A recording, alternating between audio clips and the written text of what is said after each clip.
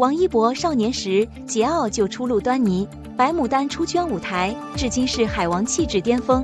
又于人格铠甲，舞者肢体就不能酣畅淋漓。事实上，绝大多数舞者的表现也源自精准克制，而非激情涌动。美则美矣，却毫无情欲，这就是囿于技巧的古典芭蕾与 freestyle dance 的区别吧。天鹅湖浪漫剧情里，你正襟危坐，而王一博 battle 令你意乱情迷。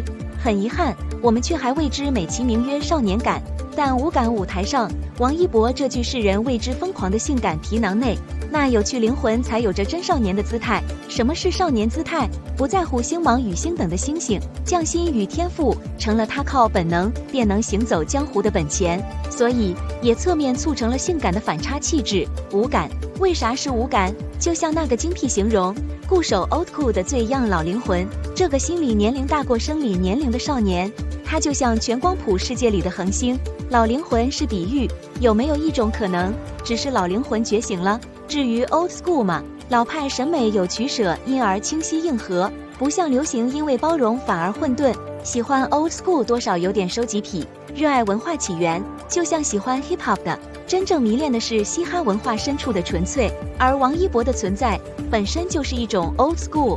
说王一博是上一代韩流的遗珠，是一个时代延迟炸裂的回音，是内娱新流量时代的见证，是内娱的青春中国最强音，都不为过。这样的王一博带着 old cool 的硬核，时而平静，时而激昂，一切源于热爱与怀念。 old school 或 new school 内核都是 peace and love， 而这就是王一博这热衷于 old school 的 young people 存在的理由吧。王一博电影年，欲争天下先占己，舞中窥豹。王一博的演技另类成长史，用街舞思维打开演员王一博